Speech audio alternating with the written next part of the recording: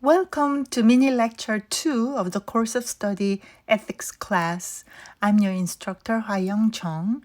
Today we are reviewing the third part of the three major sources of Christian ethics, which is tradition. Christian ethics has a rich history of tradition because it evolved over the whole history of the church. Today we will examine some of the key thinkers in Christian ethics from the early church. So from the early church fathers, including Augustine, and then move to Aquinas as a representative thinker in ethics in the Middle Ages, and then Luther and John Wesley, the Reformation thinkers. So let's begin with the early church fathers. The foundations of Christian ethics were laid by actually church leaders. The first few centuries in the history of the church, there was really no separation between the church and academia. The church leaders and preachers were also leading theologians and ethicists of the day, and also the theologians were church leaders. Now let us review some of the early church leaders and their ethical and theological concerns. Justin Martyr of the 2nd century was one of the earliest defenders of Christian faith in the midst of Roman Empire's pluralistic religious culture. He wrote to the Roman emperor and his councils and to the elite and educated to prove how wrong and unjust it was to persecute Christians. And then he argued for the goodness of Christian beliefs. For Justin, God was the creator of all things, and Logos was the rational activity of God in that created order that God made. And good life was comprised of human participation in this Logos. One of his best-known writings is his Apology, and actually there are 2 volumes of his Apology, Volume 1 and Volume 2. Both were written to the emperor in 2 different times, and the purpose is the same. It is to really say that the Christian beliefs and faith will contribute to the happiness and goodness of humanity. And he wanted to communicate that to the political leaders of his time. But he also tried to show the continuity between Christianity and the intellectual cultures of his day. His emphasis was to show how compatible it was to have both the Christian faith and the cultural philosophy of his time all at the same time, because for him, these 2 were not contradictory. Both were contributing to the truth, beauty, and good for humanity and human society. Tertullian, who came just a little bit later than Justin Martyr, was one of the main thinkers in the North African Christianity. And for him, law was very important. So he regarded the gospel as a new law. While Justin tried very hard to make the case that Christianity and the Roman culture can live together, Tertullian's thought was different. He emphasized the difference between Christianity and the classical teachings of morality in the ancient Roman world. And he especially criticized many aspects of Roman civilization, including its public entertainment, which people from all classes accepted as norm at the time. He argued that Christians should abstain from such entertainment, whether it be theater or amphitheater, especially when it involved harming lives, whether it be human life or animal life. So it wasn't just the practice of having fun or having recreational time that he was opposed of theater about, but it was more because it involved killing and harming that he stood against such entertainment. Understanding gospel as a new law means God in Jesus Christ was the lawgiver and the culmination of all laws is found in Jesus' teaching, love your God and love neighbor as yourself. So he was adamant about practicing love, and at the heart of his ethics was Jesus' teaching. Basil the Great of the 4th century added a very significant dimension to Christian ethics, which is social ethics. I think he was one of the earliest Christian thinkers who developed and practiced social ethics. Basil was highly critical of social inequalities of his time, and he was very active as a bishop in setting up institutions that would meet the needs of those economically disadvantaged through illness, disability, or unemployment. Now, we know that reaching out to the needy and those who are socially underprivileged has been very important from the early church, as we can see in the care of the widows and the poor. The practice of communion or breaking bread is just inseparable from bringing food to be shared with the poor or the hungry. So we know that. But what's remarkable about Basil the Great was that he really made it as a social system. So his monastery was, I think, arguably the first hospital in the Western world. This monastery complex included the church building and the residence for monks, and a unit that included beds for the sick people, and especially for the lepers, as they often had nowhere else to go. And also there were rooms for the homeless and travelers. He really took Jesus' teaching of taking care of the sick to his heart and incorporated such care in his monastery and the monastic life for his monks. Then, as it is today, poverty and sickness were closely related. The poor were more likely to get sick and receive no or little quality treatment and die younger. Basil's institutions served the most needy and vulnerable when there was no adequate social system for them. He understood that it is part of Christian responsibility to give money to the poor, and sharing one's possessions with others was just part of faith. This way, he made justice, especially economic justice, as part of Christian ethics. Augustine's contribution to theology is enormous, but when it comes to ethics, I'd like to point out two aspects.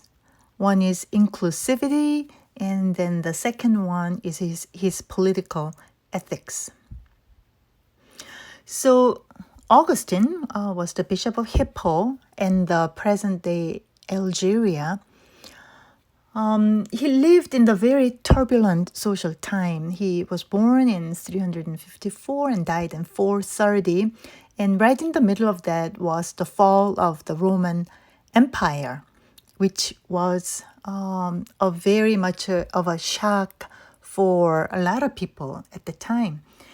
It did not really come all of a sudden. Many people predicted it, and it was gradual in a way, but still, it was so shocking. The world's greatest superpower at the time ceased to be. And actually, the fall of Rome meant only the western part of the Roman Empire. And as you probably know from the world history and church history, the eastern part, the Byzantine Empire, continued to be as the Roman Empire. Augustine's book, The City of God, was written in that political context of the fall of Rome. And it is a writing of an ethic of hope, an ethic of politics. He tried to show that in a hopeful way, the church does not fall even when the earthly kingdoms are overthrown. The city of God, however, is not necessarily the church. It includes the church. But the city of God is not that easily visible or definable. At the heart of it, the city of God is identified by the worship of God. And it is where God's grace rules. To understand this more, I think we have to go back to his understanding of human sin and God's grace and the idea of inclusivity in the midst of that all. For Augustine, good and evil are not dualistic. They are not opposite forces because evil does not have any force or entity. Evil is simply the privation of good. This was quite in contrast to some of the popular dualistic philosophical trends which separated good and evil, light and darkness, and in some ways identified the material world as evil, and there's conflict between this material world and the spiritual, the world of God. But for Augustine, all being has its source in God, and therefore, because God is good, all created being is intrinsically good, but not perfectly good as God first created humanity to be. Because of the fallen nature, humanity is also attracted to lesser goods in ways that deny God, or God's justice, love, and mercy. And Augustine emphasized so much the human need for grace, and that's for all people. Everyone is in need of God's grace because everyone shares the fallen nature.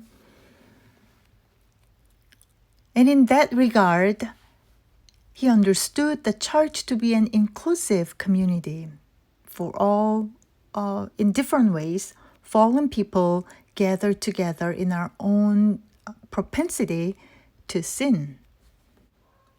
Augustine argued for an inclusive church as God's community against a tendency at the time that tried to make the church a community of pure people only, pure and unblemished.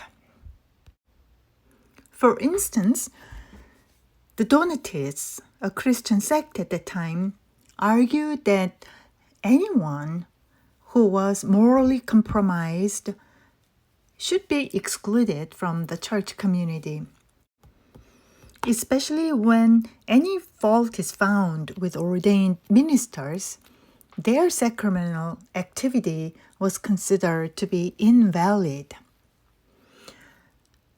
In response to such argument, Augustine's position was that the unworthiness of particular ministers does not in any way prevent the work of God, which is at the core of the sacrament, because sacrament was not the human representation or human initiation. It is God's work. It's what God initiated.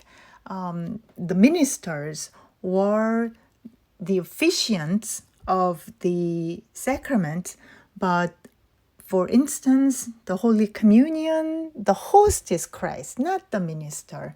And at baptism, it is God's grace given to those who are baptized, not the minister's grace.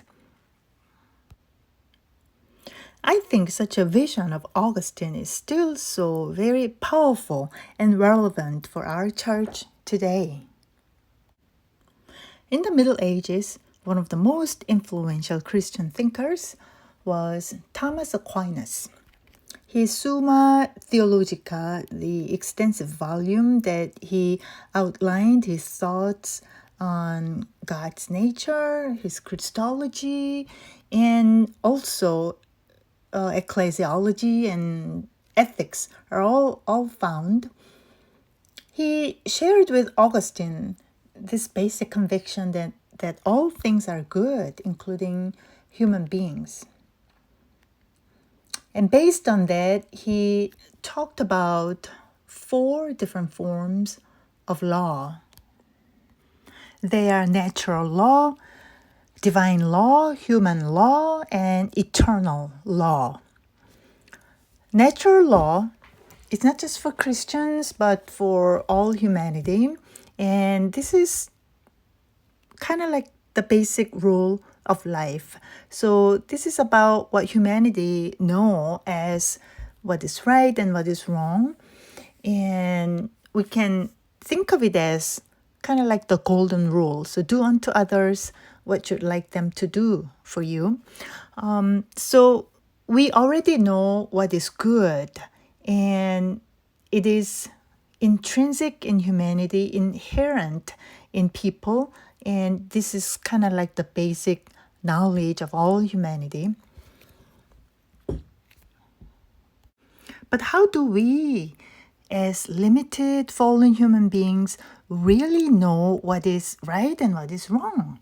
And that's where the divine law comes in.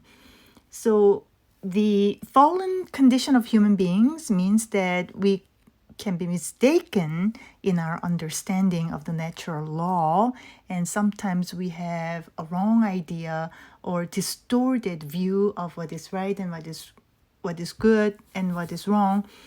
And divine law comes in to help us to journey through it and navigate through it towards the ultimate good where God envisions for us.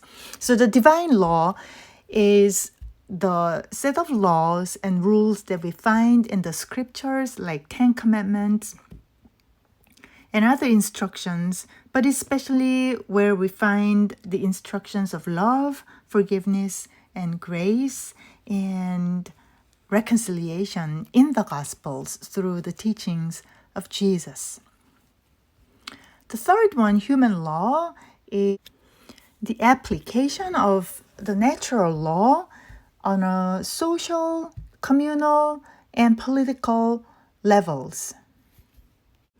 So this human law refers to the justice system in any given society, and it is to be administered by civil authorities, the government, city officials, and other leaders. And finally, eternal law is the highest form of all laws, and it refers to God's will. When eternal law is applied to all other forms of law, we are closer to the vision of God's kingdom on earth. On the other hand, when eternal law, so the will of God, is not reflected in other forms of law, we are more likely to have social disorder and chaos. Ultimately, all laws guide humanity towards a more virtuous life, and the greatest of all virtues, are in the Christian teachings of faith, hope, and love. Martin Luther of Reformation changed our church so drastically. I don't know if he had known everything that would come after him when he put those 95 Theses on the church door at Wittenberg. And he has influenced so much. But when it comes to ethics, I just like to point out one part on his theology of justification by faith. So this relates to his soteriology. Martin Luther was very, very interested in the topic of salvation. And his doctrine of justification by faith, and also he added alone, so faith alone. So sometimes in Latin we say sola fide, so faith alone really refers to the method by which we can experience salvation. His justification by faith is contrasted with justification by works, which Martin Luther rejected so passionately. Because for him, we don't gain salvation by our works. So he argued that if justification is to be earned through our works and actions, then he argued that it really does not lead us to love our neighbors because we are more interested in our salvation. So the purpose of our good work becomes our own salvation instead of serving others. And we are more likely to be anxious about our own actions and what we need to do than thinking about the needs of others. And for him, it was not genuine love. At the same time, he also argued that if we are justified by our works, it'll lead to self-pride, and the focus is again ourselves, not those whom we are serving, which really does not help us to love our neighbors either. Instead, he argued that when we are justified by our faith and faith alone, any service, actions, and works we do are not self-centered, and we are more likely to extend our love to our neighbor genuinely.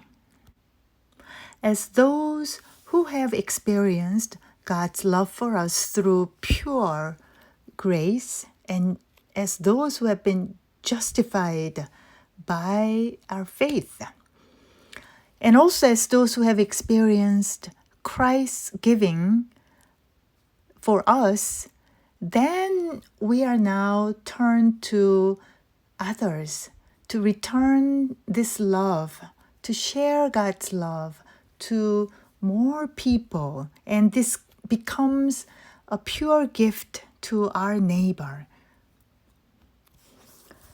Our love for our neighbor does not make us more eligible for God's love and grace or salvation, or less eligible. It's not going to make any difference because we are saved by God's grace. Whether we are loving or not, whether we extend our love to others or not, whether we do very good charity work or not, our salvation is not dependent on our works. Because of that, our love for God and neighbor can be truly genuine. It does not mean, however, that Martin Luther thought work was unimportant. He still thought work was important. It played a foundational role in our Christian life and ethics. But now that we are not doing this to earn merits for our own salvation. Our works take a different and healthier form. Now, the last person that we will consider is John Wesley in our own Methodist tradition. And we will take more time throughout our synchronous time to look at John Wesley's ethics more in detail. But we all know that his combination of personal holiness and social holiness is kind of like a trademark for Methodists. I really appreciate that these two are not just two separate ones that we can sometimes practice personal holiness and sometimes social holiness, but they are more one holiness, integrated, and our holiness, both personal and social. Wesley's ethics as social and personal holiness is not something that he figured out of his desk, but it grew out of his own Christian practice from his college days. When he was at Oxford, he created the Holy Club, and they not only gathered for prayers and scripture reading together, but also they had regular visits to the poor, to the sick, and to the imprisoned. John Wesley preached and practiced the universal love and grace of God, and that was at the heart of his ethics. Grounded in this understanding, he was opposed to slave trade and slavery, and did everything to meet the needs of others, whether it be social or material. John Wesley's idea of Christian perfection is our human response to God's love and grace. Yet this perfection is not meant to be a lesson that tells us that we should never make a mistake or never be at fault. Rather, it is an invitation to a life in sanctification, because only in sanctification that human beings do realize justification. So we have briefly reviewed some of the important thinkers in Christian ethics. So in our synchronous sessions, we will look at more of the concrete topics in Christian ethics. We will keep this tradition of thinkers in mind. A vast majority of writings in Christian tradition is now available online. One of the best online resources is called Christian Classics Ethereal Library. And there are other resources too. So I hope you will be able to read some of our thinkers in Christian tradition. So if you have any questions, please let me know, and I look forward to seeing you in our synchronous sessions. Blessings to you.